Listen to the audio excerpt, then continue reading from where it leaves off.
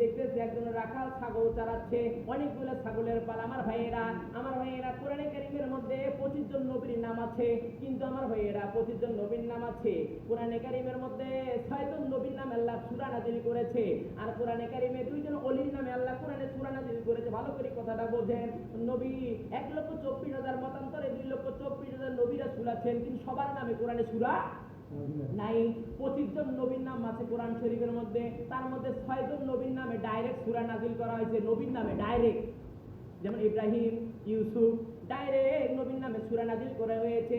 আর 2 জন ওলির নামে আল্লাহ কোরআনে সূরা নাযিল করেছেন। একজন ওলি হলেন মহিলা ওলি, তিনি হলেন ঈসার মা মারিয়াম। আর একজন হলেন পুরুষ ওলি, তিনি হলেন হযরত লোকমান। জোরে বলেন সুবহানাল্লাহ। এই লোকমান আলাইহিস সালাতু ওয়াস সালাম কালো সাহাবী ছিল। আর একজন মক্কার জমিনে খোঁজতে কালো সাহাবী ছিল, তিনি হলেন হযরত বেলাল। যার উপর কালা সে যুগেও হয় নাই, এ যুগেও আর হবে না, কিন্তু লোক দুটার খুব ইমান, পাক্কা ইমান ছিল। কিতাব খুললে আপনারা এনার জীবনীগুলো পড়লে পাবেন।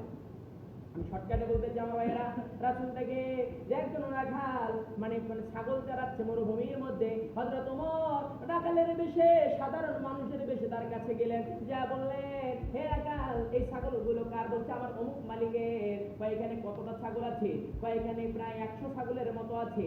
কয় আমি বলতেছি যে তোমার 100 ছাগলের মধ্যে থেকে তোমাকে 200 দিরহাম দেওয়া হচ্ছে, তুমি আমাকে কয়েকটা ছাগল দাও, 5-7টা ছাগল আমাকে দিয়ে দাও, আমি তোমার মালিককে আমি বলে দেব না।